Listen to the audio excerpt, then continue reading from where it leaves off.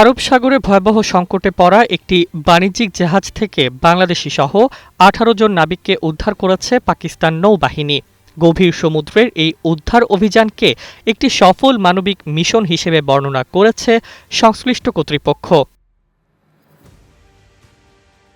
জানা গেছে, দুর্ঘটনায় পড়া ওই জাহাজটি সংকেত পাঠালে দ্রুত সাড়া দেয় পাকিস্তান মেরিটাইম সিকিউরিটি এজেন্সি। এরপর নিকটবর্তী এলাকায় টহলরত নৌবাহিনীর জাহাজকে উদ্ধার অভিযানে পাঠানো হয়। মুহূর্তের মধ্যেই সমন্বিতভাবে শুরু হয় জীবন রক্ষাকারী অভিযান। নৌবাহিনীর বিশেষ দল ঘটনাস্থলে পৌঁছে প্রথমে জাহাজে থাকা অগ্নিকাণ্ড নিয়ন্ত্রণে আনে এবং আহত ও ক্লান্ত নাবিকদের প্রাথমিক চিকিৎসা দেয়। এরপর ধাপে ধাপে সবাইকে নিরাপদে উদ্ধার করে নৌবাহিনীর জাহাজে নেওয়া হয়। উদ্ধার হওয়া ১৮ নাবিকের মধ্যে বাংলাদেশ ছাড়াও চীন, মিয়ানমার, ভিয়েতনাম ও ইন্দোনেশিয়ার নাগরিক রয়েছেন।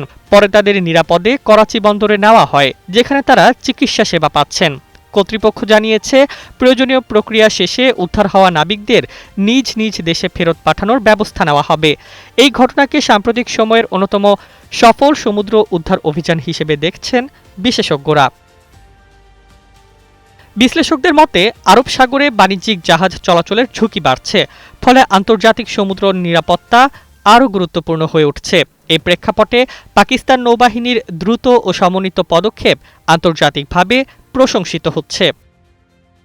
সব মিলিয়ে জীবন মৃত্যুর সীমান্ত থেকে ১৮ নাবিকের এই উদ্ধার অভিযান আবারও প্রমাণ করেছে, সমুদ্রের গভীর সংকটেও মানবিকতা এবং দ্রুত পদক্ষেপই সবচেয়ে বড় শক্তি।